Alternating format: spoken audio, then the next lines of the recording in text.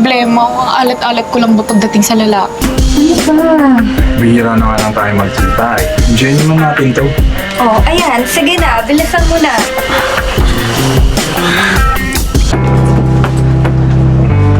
Times na habang naka-plaster, natatanggal yung plaster kasi tumitigas. Tapos bago pa mag-take yung direct, hinahalikan na ako. After mag-take, hinahalikan pa rin ako. So, ano gagawin? Yung mga masa, ganito yung tingin sa akin na nag-bold star lang pala ako, hubadera ako, natingin nila sa akin, pangit yung ugali ko, hindi ako pinalaki ng tama ng family.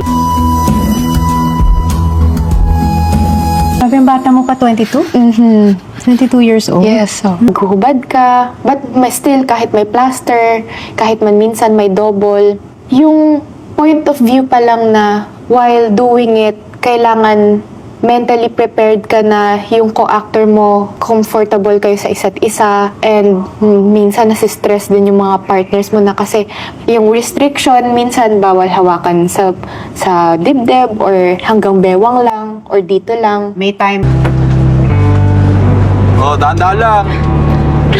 Hoy, easy lang! Miss Kapit. Saan ho kayo? Hoy! Hoy, easy lang! Ayos lang, miss. Nagsasayang ka ng oras. Wala kang mapapala sa akin. Meron. Bakit?